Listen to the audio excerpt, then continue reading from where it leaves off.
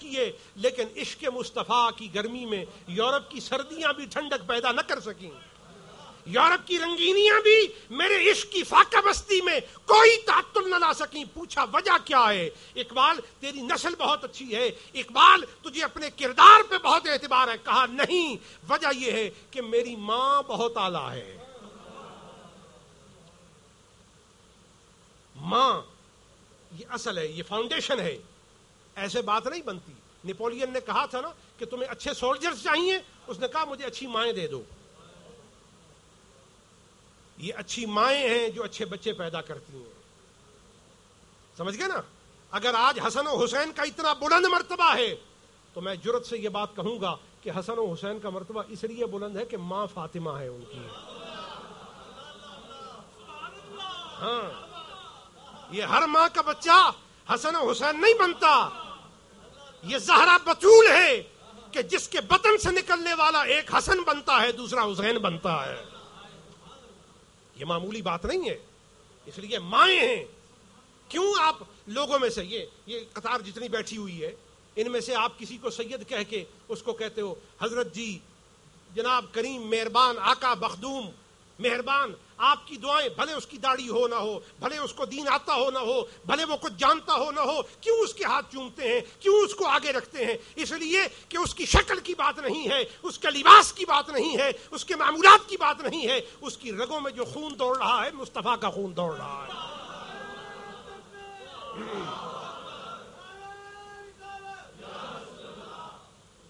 ساری ولایتیں ایک طرف، سارے علوم ایک طرف، اور مصطفیٰ کے خون کا قطرہ ایک طرف ہے۔ تو بہرحال عرض کر رہا تھا کہ یہ جو عشق کا جذبہ ہے، میں دلائل سے عشق کی طرف چلا گیا اور مجھے حقائق سے جذبات کی طرف دنیا نے متوجہ کر دیا، لیکن کیا کروں اس واسطے کہ عشق کا بندہ ہوں۔ رومی فرماتے ہیں بندہ عشق شدی ترک نسب کن جامی، دریرا فلان ابن فلان چیزیں نیست۔ فرمایا شجرے بھول جاتے ہیں تو کیا ہے، تو کس کا بیٹا ہے، یہ یاد نہیں رہتا۔ جب نظر پڑی سونیا تیرے چہرے تے، کچھ یاد نہیں رہا سوائے تیرے۔ دریرا فلان ابن فلان چیزیں نیست، کوئی خبر نہیں رہی کہ باپ کون تھا، بیٹا کون تھا۔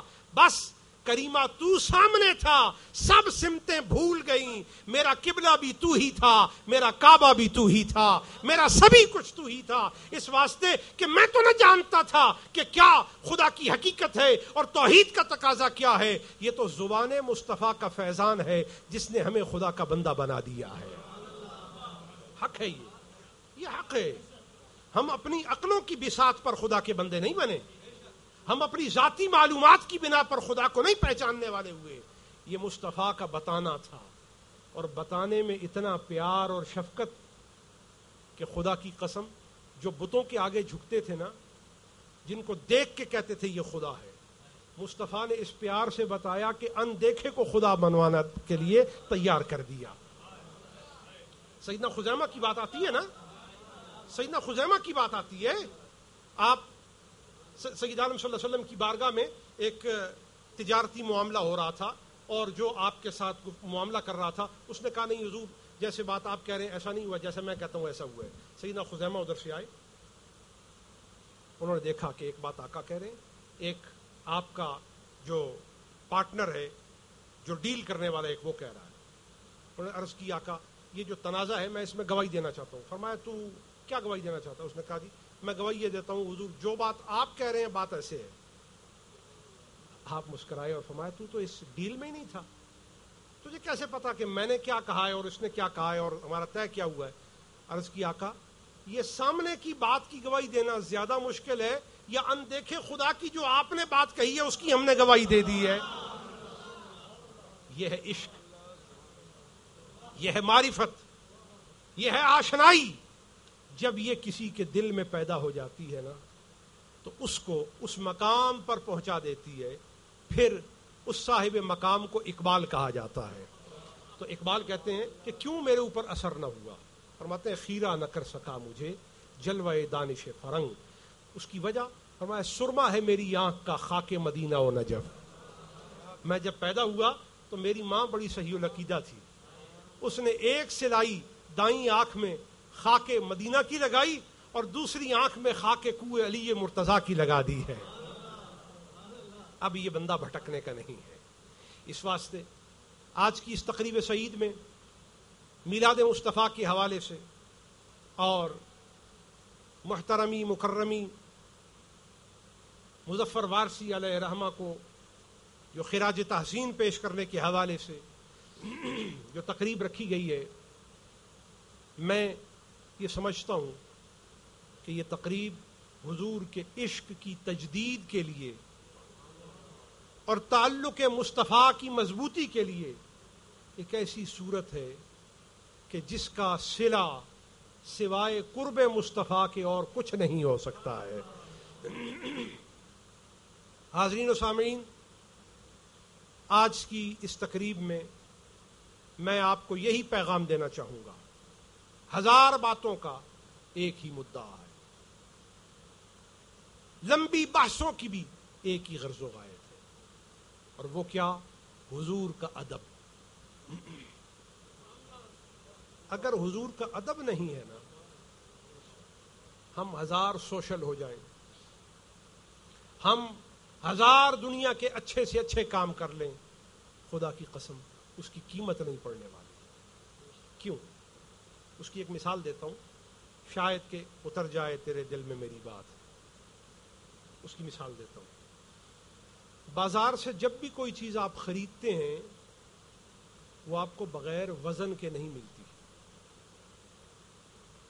اگرچہ آپ کے سامنے وزن نہ ہو لیکن اس کو پہلے وزن کر کے اس کی قیمت مقرر کی گئی ہے۔ اور جب کسی چیز کی قیمت مقرر کی جاتی ہے اور اس کا وزن کیا جاتا ہے تو وزن کے لیے ایک اصول ہے، چیز کو ترازو کے ایک حصے میں رکھا جاتا ہے اور قدر دوسری طرف۔ میں پھر کہتا ہوں، جب کسی چیز کی قیمت اور اس کا وزن متعین کرنے کا ارادہ کیا جاتا ہے تو ترازو کے دو پلڑوں میں سے ایک پلڑے میں چیز کو رکھا جاتا ہے اور دوسرے میں قدر کو۔ جتنی قدر ادھر ہوگی اس کی اہمیت، قیمت اور قدر بھی اسی قدر ہوگی۔ اب میں پوچھتا ہوں، قیامت کو جب اعمال تولے جائیں گے تو اعمال تو ایک طرف ہوں گے، دوسری طرف کیا ہوگا؟ کس چیز کے ساتھ اس کا توازن کیا جائے گا؟ کبھی سوچا آپ نے؟ وہ کون سی قدر ہے، وہ کون سی ویلیو ہے جو میزان ربانی میں دوسری طرف رکھی جائے گی؟ میں پوری ذمہ داری اور تمام شواہد علمیہ کو بروئے کار لا کر اس بات کو ایگزیبٹ کر رہا ہوں۔ میں میزان میں ایک طرف میرے اور آپ کے اعمال جب رکھے جائیں گے، اعمال ہمارے ایک طرف ہوں گے، ان کو کس کے ساتھ تولا جائے گا؟ سنت مصطفیٰ کے ساتھ تولا جائے گا، طریقہ مصطفیٰ کے ساتھ تولا جائے گا۔ وہ قدر ہے، وہ معیار ہے، کہا جائے گا دیکھو انہوں نے اعمال میرے مصطفیٰ کے طریقے کے مطابق کیے ہیں کہ نہیں۔ تو جس کے کرنے سے ہمارے عملوں کی قیمت پڑے گی، اس کے ساتھ محبت ہو جائے تو قیمت کہاں پہنچ جائے گی؟ غور تو کیجیے نا، اگر اس کے ساتھ محبت ہو جائے تو پھر مقام و مرتبہ کہاں پہنچ جائے گا؟ صرف ایک روایت پیش کرتا ہوں، صرف ایک روایت اس کے سمجھنے کے لیے، ورنہ بہت باتیں ہیں کہنے کے لیے۔ آقا کے ایک خادم تھے، ان کا نام تھا ربیعہ بن کعب اسلمی۔ نقشبندی صاحب نے حضرت صاحب کے کلام میں ایک شعر اسی مناسبت سے پیش کیا تو اس وقت وہ نقطہ میرے ذہن میں چمکا، تو اسی چمک سے روشنی آپ کو دیتا ہوں میں۔ حضور کے خادم تھے، ان کا نام تھا ربیعہ بن کعب اسلمی۔